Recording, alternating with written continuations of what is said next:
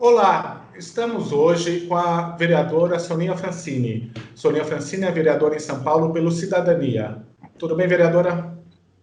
Tudo bom? Prazer estar aqui com vocês, falando de São Paulo, que eu amo. Muito obrigado.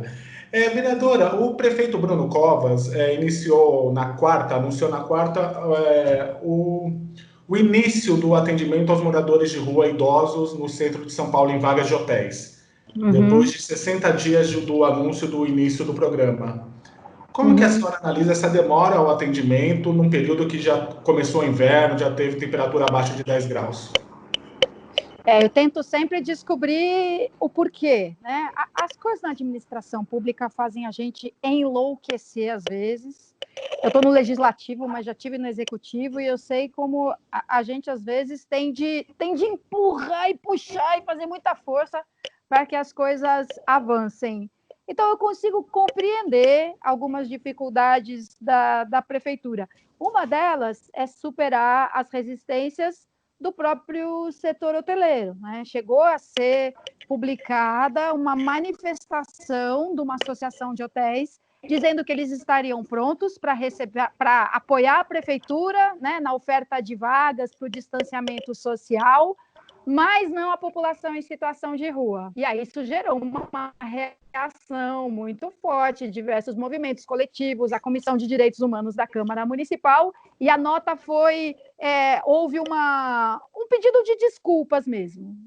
Não foi aquela reação, não, vocês não entenderam bem. Não, admitiram que não era o caso de ter essa postura, né, de rejeição numa situação como essa de emergência. Mas o que a nota tinha dito é o que realmente muitos proprietários de hotéis diriam, não todos, mas muitos deles. Aliás, eu acompanhei bem de perto a experiência de Osasco. Osasco fez um modo de contratação direta, que finalmente a prefeitura vai utilizar agora. Osasco saiu procurando mesmo, fazendo ofertas para hotéis que entendia que eram localizados em lugares interessantes, que tinham um padrão também interessante. E chegou a acontecer de um hotel aceitar, o prefeito, o secretário de assistência social anunciarem, olha, a partir de segunda-feira a gente vai ter vagas para Pop Rua.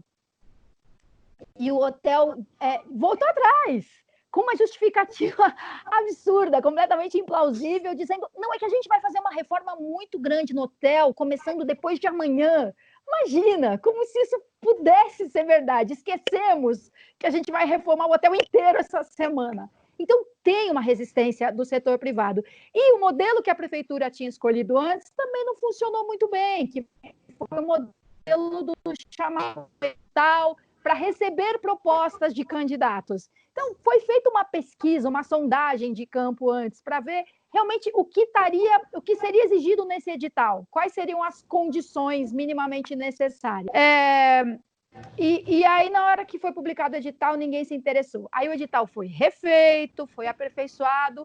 Na segunda tentativa, nenhum dos inscritos cumpriu os requisitos necessários. E aí, numa terceira tentativa, também sem sucesso. Só quem se inscreveu foi uma organização social que não era o que a prefeitura estava procurando.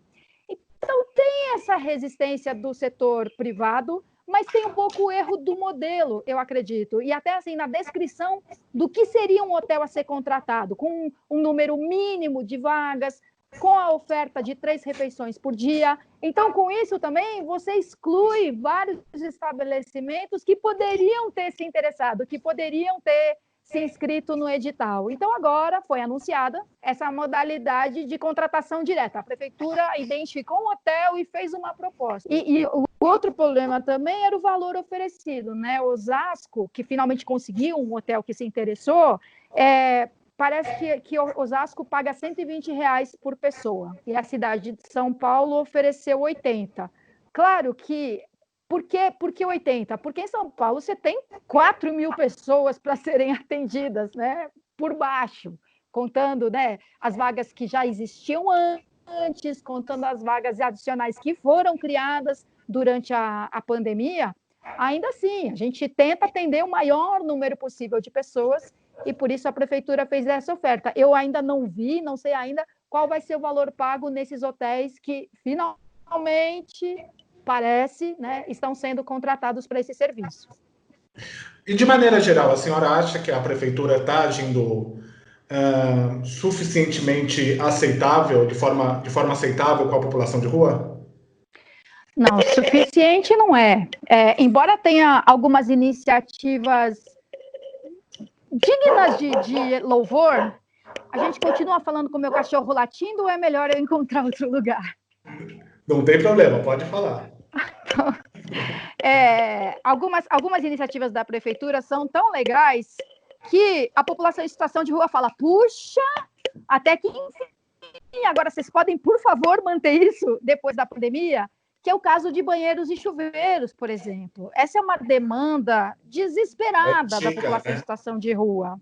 Antiga e muito importante, muito difícil de atender. A gente já teve as tendas, que era um tipo de serviço criado quando a Alda Marco Antônio era secretária de Assistência Social, que eu acho um modelo muito interessante. São serviços que a gente chama de porta aberta. Não precisa chegar lá encaminhado pela assistência social. Não, você procura e é atendido. E as tendas tinham chuveiros, banheiros, lugares para lavar roupa, mas acabaram sendo desativadas. Então, a prefeitura criou uma quantidade muito grande de chuveiros em locais super estratégicos, Praça da Sé, Praça da República.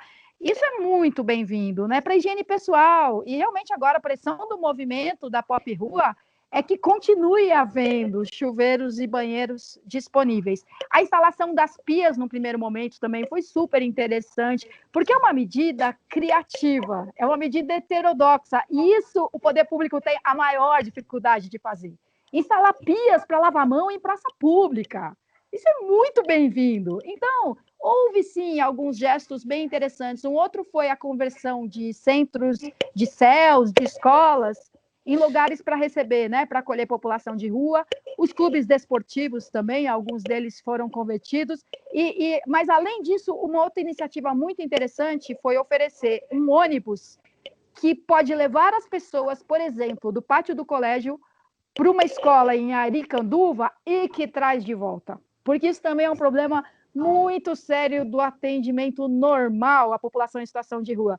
A pessoa solicita uma vaga de acolhimento. Aí o orientador socioeducativo fala assim, eu tenho uma aqui em Aricanduva, eu tenho uma aqui em Santo Amaro. O morador de rua sabe que às 6 da manhã vão ligar a luz do dormitório, vão servir um café e vão botar ele para fora, quando é simplesmente uma vaga de pernoite. Então, essa impossibilidade de ele voltar do centro de acolhida para o lugar onde ele convive, onde ele tem as atividades dele, faz com que muitos não aceitem. É mais um dos motivos para a pessoa em situação de rua não aceitar uma vaga de acolhimento, porque ele vai e não tem como voltar. Então, claro, houve algumas medidas criativas. Tanto faz, né, vereador? Desculpa, vereadora. Porque tem essa impressão que tanto faz o bairro que ele esteja, né? E não tanto faz, ele tem vínculo, né, com a região. Claro, ele tem vínculo com até o vínculo afetivo com as pessoas, não é só o vínculo utilitário, o vínculo afetivo com outras pessoas em situação de rua, como a gente tem nossos amigos. Então, tem o vínculo do trabalho, aqueles que trabalham com material reciclável, tem o vínculo das doações e tem o vínculo do contato, que é um desafio para a população em situação de rua, né? Então, tanto com os amigos da rua, quanto as pessoas que fazem um trabalho assim, né, de conversa, de escuta, de atenção e encaminhamento. Então, nesse ponto foi bom, mas eu acho que faltou ainda um movimento mais atrevido, que foi feito em outros lugares, que é a criação de um camping. Porque aí é a solução mais rápida e barata possível. Você precisa identificar uma área em que as pessoas possam montar as suas barracas. Aliás, se a assistência social não tiver como fornecer barracas, a sociedade civil vem fazendo isso, os movimentos, os coletivos, as igrejas arrumam a barraca, só que as pessoas montam onde? Montam na calçada, montam debaixo do viaduto, montam na praça, no parque. E aí, se a prefeitura cria uma área organizada, protegida, com banheiros, com chuveiros, com lugar para alimentação, com até uma cozinha comunitária seria muito bem-vinda, mas aí eu já entendo que é uma estrutura diferenciada, não é tão simples assim. Mas um camping seria uma alternativa muito interessante para a quarentena e para o inverno, porque a barraca oferece um tipo de proteção, né, de um mínimo de proteção contra as intempéries, que já é um avanço, que você não tem, por exemplo, num dormitório gigantesco, com as camas espaçadas, com as camas distanciadas. Pensa uma quadra esportiva com camas beliche. Faz frio e faz calor. Você não tem a proteção do inverno. Agora, uma barraca é muito atraente. E por que não? Por que não usar a barraca, que garante a segurança, a privacidade e até um grau de conforto numa área destinada para isso? Então, alguns movimentos, alguns ativistas, e eu também, a gente vem fazendo insistentemente essa sugestão para que a prefeitura tente, pelo menos, experimenta essa posição durante o inverno, essa opção durante o inverno, e a gente avalia se deu certo, se não, se fomos otimistas demais, se não funciona. Só dá para saber testando. Perfeito. Vereador, agora o próximo tema que eu queria falar é sobre a reabertura. Segunda-feira já voltam as academias, hoje voltou, nesta quinta-feira voltou o estúdio de tatuagem, na segunda voltaram bares e restaurantes. É o momento dessa volta em São Paulo? Com mais cautela, eu acredito. Existem até alguns ambientes, veja só, estúdio de tatuagem é uma prioridade reabrir? Não. Mas o estúdio de tatuagem, em tempos normais, já tem cuidados com a higiene, com esterilização, e não é uma atividade assim tão difícil de retomar. Você tem um atendimento individual. Agora, outros tipos de estabelecimento, academias, por exemplo. Qual que é a ventilação das academias? Em geral, as academias são ambientes fechados, com ar-condicionado, e o ar-condicionado é um vetor importante para a circulação do vírus. Ainda mais agora que está se constatando, né, que as tais gotículas portadoras do vírus, elas não permanecem um tempo só nas superfícies. E aí você passa o pano com água sanitária e pronto. É no ar. Fica no ar, né? Então, fica suspensa no ar um tempo. Então, ambientes fechados, com ar-condicionado, são locais arriscados. E pelo que eu vejo com as pessoas andando na rua, ou pela minha experiência usando máscara, a máscara esquenta, né? A máscara traz um desconforto. Então, a pessoa, na boa, honestamente, vai fazer esteira com a máscara? Eu acho bem, bem desafiador. Em relação aos bares e restaurantes, eu vejo até algumas incoerências entre o decreto estadual e a portaria municipal. O decreto estadual dá preferência para o serviço em áreas abertas, nas calçadas, por exemplo. Já a portaria municipal diz que não, que é na área interna, porque você tem um controle maior de acesso. E o que vem acontecendo, né? O que as pessoas que querem a reabertura, que estão desesperadas para retomar suas atividades, o que elas dizem é que no fim fica ruim para todo mundo quando você é rigoroso com o horário, por exemplo. Quando você diz que só pode funcionar 6 horas e até às 17, que é a regra do Estado, até 17 horas. Para alguns estabelecimentos, só valeria a pena se você abrisse mais tarde. Né? O Percival Maricato, que é presidente de uma associação de bares, restaurantes e lanchonetes, ele falou, na nossa cultura, as pessoas comem pizza à noite. Então, se você só pode funcionar até às 17, ou, por outro lado, você tem um café que serve, né? Almoço, pode servir o café da manhã e o almoço. Essas 6 horas não poderiam ser distribuídas, espaçadas, né? Em vez de serem contínuas.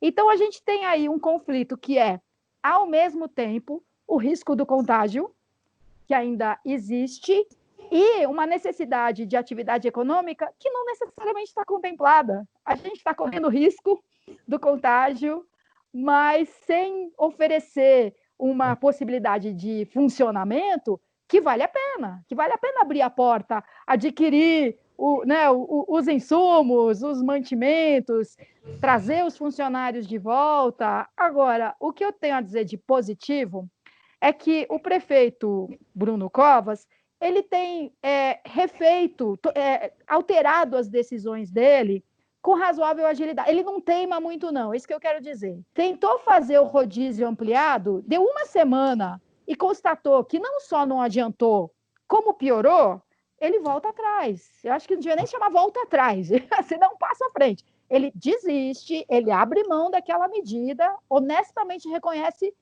não funcionou. Então, eu tenho essa expectativa de que o prefeito vai avaliar e vai ampliar, reduzir, mas vai ser muito honesto em constatar se valeu a pena ou não. Sim, porque muitos reclamam que é até difícil pagar o aluguel, né? Funcionando apenas 6 horas por dia e o risco de contaminação é o mesmo, né? Ou muito parecido. Exato. E o investimento, você tem que fazer um gasto para voltar a funcionar. Você tem que comprar os produtos. E ainda tem um investimento adicional para seguir o protocolo, né? Além de o que você normalmente compraria para funcionar, você tem que equipar os seus funcionários todos, tem que ter um termômetro na entrada. Você não consegue nem... Aquele drama que a administração pública já vem vivendo. Você não consegue nem encontrar termômetro para todos os estabelecimentos ao mesmo tempo. Então, eu espero que a gente faça essa avaliação bem honesta sobre se está dando certo ou não. Sim. Um outro assunto dessa semana é sobre que causou polêmica, principalmente entre os vereadores mais ligados ao liberalismo, como a Janaína Lima, o Fernando Holliday, o Caio Miranda Carneiro, que é sobre as lives que foi aprovada, as lives aos artistas. Houve também uma polêmica nas redes sociais sobre isso. Eu queria que a senhora defende, né, essas lives, esse pagamento pelas lives aos artistas de São Paulo. Eu queria que a senhora explicasse essa medida, por favor.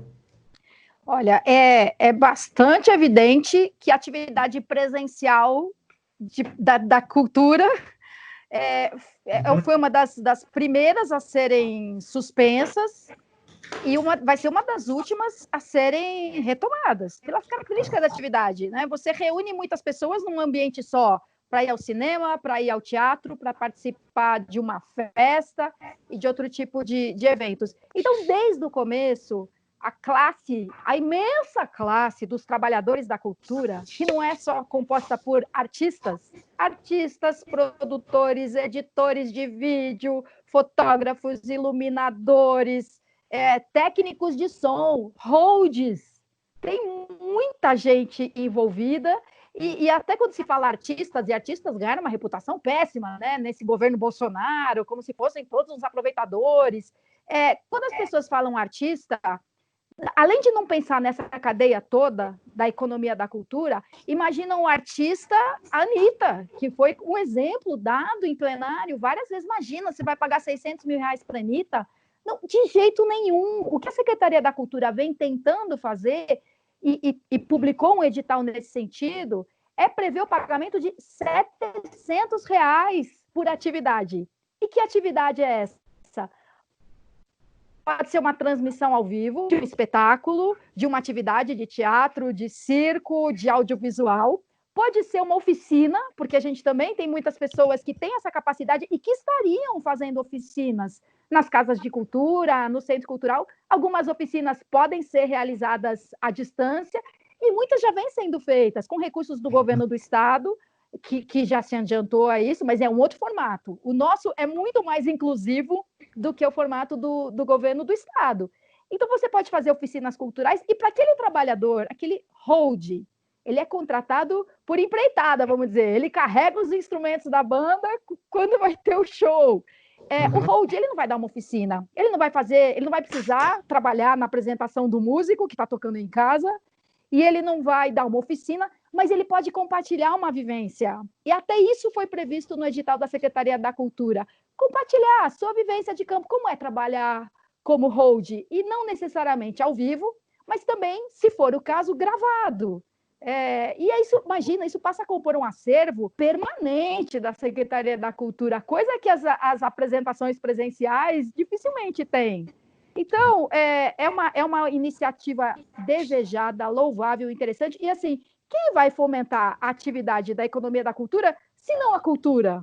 A gente pode fazer com que essas pessoas recebam um recurso prestando o serviço que elas normalmente prestariam. Sem esse recurso, o que resta a elas? Entrar na fila do benefício do governo federal? Quer dizer, é tão ganha, ganha, ganha, você usa o recurso da cultura no tipo de atividade cultural possível neste nosso cenário. E é perfeitamente possível fiscalizar o teor do edital. Se você achar que o edital é injusto, está concentrando recurso demais na mão de meia dúzia, o edital em si pode ser contestado. Se as pessoas foram contratadas e não executaram a atividade para a qual elas foram contratadas, é mais fácil ainda fiscalizar do que na Casa de Cultura, na Casa do Hip Hop de Cidade Tiradentes. Eu sei que eles fazem as atividades lá, mas a maioria não vai até a Casa de Hip Hop de Cidade Tiradentes, né? Então, é desejável, é possível, é fiscalizável, sim, e é necessário essa altura. A cultura já abriu mão de muitos recursos para o atendimento à pandemia. Várias dotações orçamentárias, Fomento ao Forró, tinha lá R$1 milhão, saiu do orçamento da cultura e foi para a população em situação de rua na assistência social. Assim, o que restou de recurso da cultura, que ainda pode ser destinado para outros fins, que já não está comprometido, pode ser usado dessa maneira. E só para concluir, um dos editais da Secretaria de Cultura, ou mais de um foi barrado na justiça por meio de uma liminar. Uma pessoa contestou e falou: eles querem gastar milhões com artista na época da pandemia, a saúde precisando de dinheiro. A contestação de um munícipe foi suficiente para uma juíza conceder uma liminar suspendendo o edital, em tese, porque talvez fosse beneficiar os medalhões da cultura e esse dinheiro vai fazer falta na saúde. Então, a Secretaria de Cultura precisava, inclusive, dessa garantia legal para poder seguir com as suas atividades sem, ou correndo menos o risco de ser impedida na justiça. E só para fechar esse tema, como seriam escolhidos os artistas participantes? Por meio de edital, de chamamento. Você tem 2 tipos básicos de edital. Você tem aquele em que você faz uma seleção de pronto. Então, vamos supor, 30 projetos se inscrevem, ou 300 projetos, e o recurso vai ser distribuído para 50. Então, você tem uma comissão, como sempre tem uma comissão julgadora formada por funcionários da Secretaria da Cultura e por representantes da sociedade civil.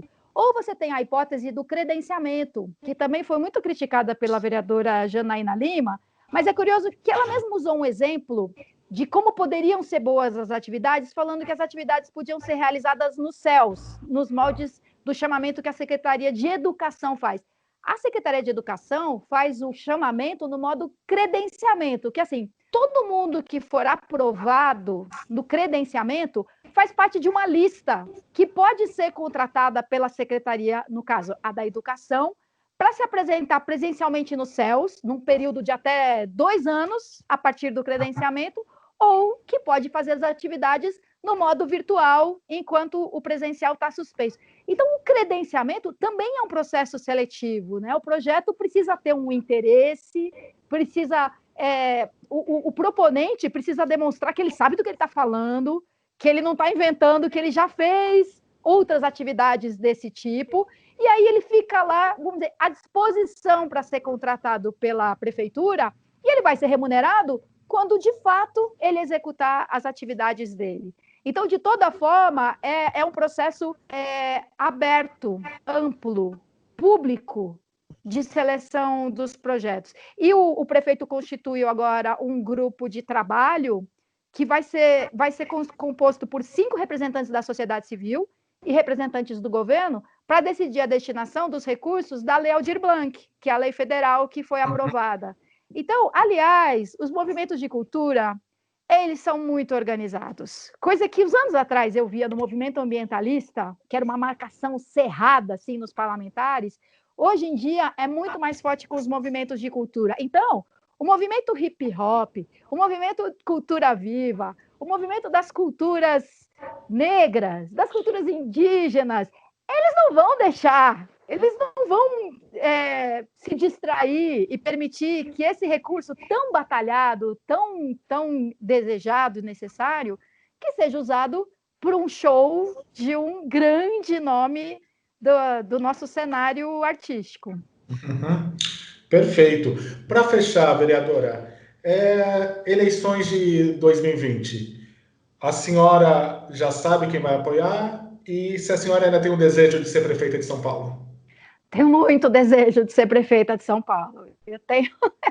Eu tenho meus programas, eu vou ampliando aquele que era o meu programa básico de 2008, que eu mantive em 2012, com alguns acréscimos. É o que eu mais gostaria, assim, eu não tenho outro desejo em política que ser a chefe do Executivo Municipal. Desculpa que eu esbarrei aqui no telefone. Mas, agora, assim, ao contrário do meu primeiro mandato, eu gosto de ser vereadora. O primeiro mandato foi muito sofrido, foi de emoções negativas fortes. E agora, no segundo mandato, eu nem imaginava, mas eu sou vice-presidente da Comissão de Finanças. Não imaginava por quê, né? Pela minha pauta, atuação, eu não buscaria uma vaga na Comissão de Finanças, mas foi a vaga que estava disponível para mim quando eu saí da Secretaria de Assistência Social. E eu simplesmente amo fazer parte da Comissão de Finanças. E dentro da Comissão de Finanças foi criada uma subcomissão de cultura. Quer dizer, todas as pautas cabem e têm que estar contempladas na Comissão de Finanças e Orçamento.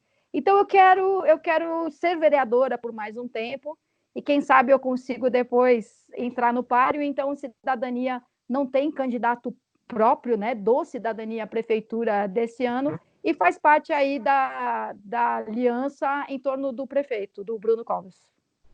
Tá certo. Tem mais alguma coisa para falar, vereadora? Que eu gosto muito de vocês. Eu gosto muito do trabalho de vocês. É uma pauta muito mais ampla e bem cuidada do que outros jornais que não olham para a cidade como vocês olham. Então, agradeço. A gente que agradece a atenção, vereadora. Boa sorte com a sua trajetória e voltamos a nos falar mais para frente. E estamos aí na internet, ao vivo de vez em quando, mas, né, com as páginas, com Instagram, Facebook, prestando contas, como não é um favor fazer, é parte do dever de um parlamentar. Tá ótimo, vereadora. Muito obrigado pela atenção com a gente. Obrigada, tchau. Tchau, tchau.